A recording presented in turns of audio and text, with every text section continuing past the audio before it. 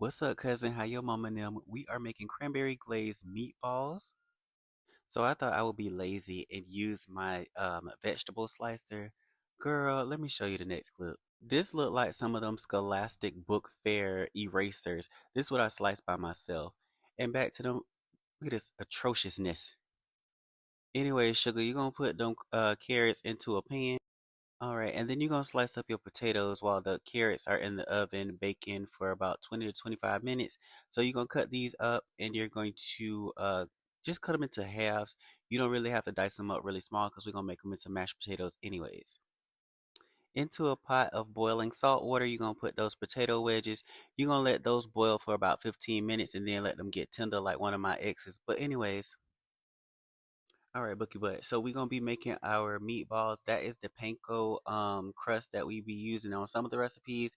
And then on top of that, what you see that crazy looking stuff, that is the Vidalia, however you pronounce it, onion paste.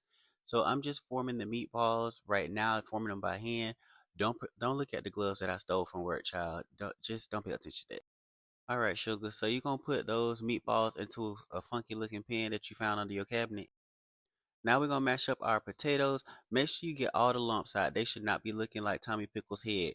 Get all them lumps out of them potatoes, okay? If I catch any lumps in your potatoes, I'm gonna put a lump in your head. Period.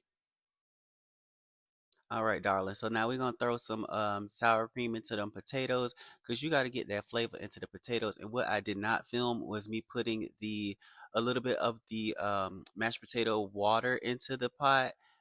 So I did make them creamy. This is just a rough draft of what they look like before I put that water into them. And then this is me finding like I guess a lump in there and going back into there. This is just a short clip of me putting the cranberry glaze on top of the meatballs. It was supposed to be cooked on top of the stove, and I was supposed to marinate it and then cook the meatballs in the cranberry sauce. But the way that oil was popping on the meatballs, baby, no.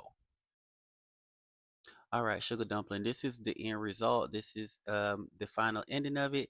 But anyways, I'm gonna call y'all back like next week or something. Okay, bye. Love y'all.